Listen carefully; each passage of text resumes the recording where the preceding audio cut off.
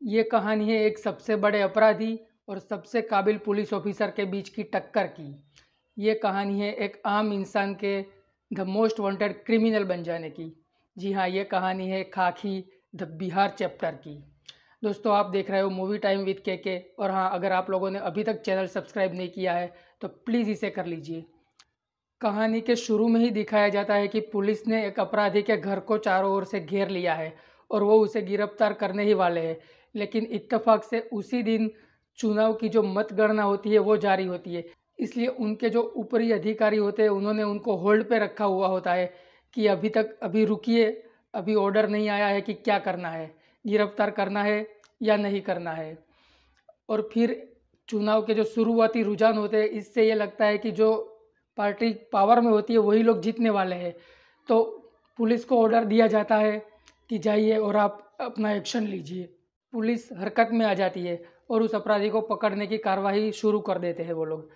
लेकिन उधर फिर चीज़ें बदल जाती है। अचानक से जो विपक्ष की पार्टी होती है उनकी वोटिंग ज़्यादा हो जाती है और उनकी जीतने के चांसेस ज़्यादा हो जाते हैं। और फ़ौरन ऊपर से ऑर्डर आ जाता है कि उनको गिरफ्तार नहीं करना है, छोड़ देना है।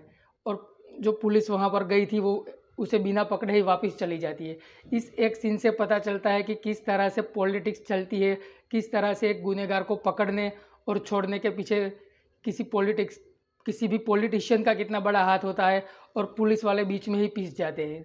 उसके बाद कहानी फ्लैशबैक में चली जाती है और शुरू से शुरू होती है जब एसपी अमित लोढ़ा की सबसे पहले पोस्टिंग हुई थी बिहार में। वहाँ से शुरू होती है और फिर उनको क्या क्या प्रॉब्लम्स फेस करनी पड़ी थी, किस तरह से उन्होंने अपराधियों का मुकाबला किया था, वही सारी कहानी है। ये सीरीज़ बनी है एसपी अमित लोढ़ा की जो किताब है बिहार डायरीज़, उसके ऊपर से। और ये रियलिस्टिक स्टोरी है। उन्होंने खुद ये सारी चीज़ों को वहाँ पर अनुभव किया था और उस पर से उन्होंने एक किताब लिखी थी और उस पर से ये सीरीज़ प्रेरित है। यहाँ पर काफ़ी रियलिस्टिक वे में सारी चीज़ों को दिखाया गया है।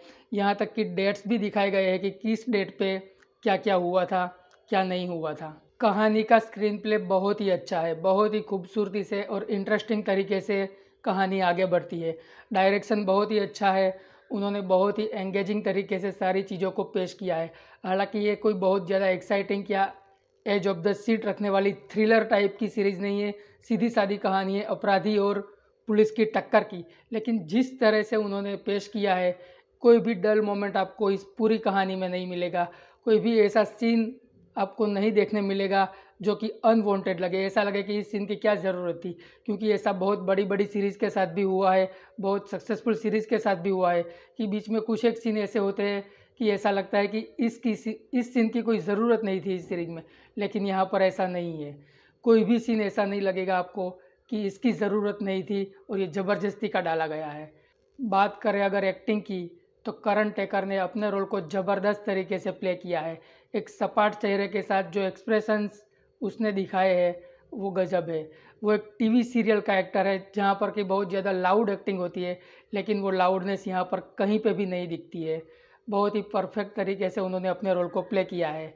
दूसरा सबसे बेहतरीन परफॉर्मेंस है जो विलन का रोल कर रहे हैं अविनाश तिवारी का। वो भी एक टेलीविज़न के ही एक्टर है, लेकिन उन्होंने यहाँ पर कोई ओवर एक्टिंग नहीं की है। बहुत ही अच्छे से उन्होंने अपना रोल प्ले किया है।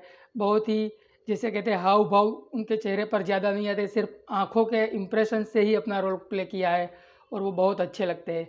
और इन दोनों के अलावा अगर किसी और की बात की जानी चाहिए तो वो है आशुतोष राणा।